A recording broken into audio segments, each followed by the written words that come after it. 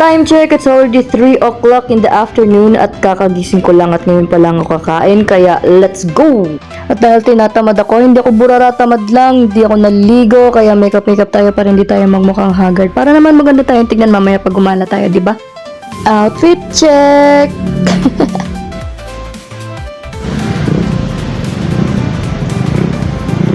Siyempre, lakad-lakad tayo, pakita natin ang ating aesthetic.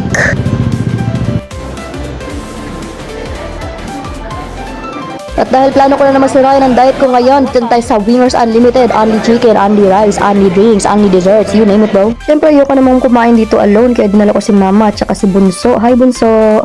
Ang kinuha namin ay Trooper Street, 349 pesos only boneless chicken, only drinks, only rice. Wow!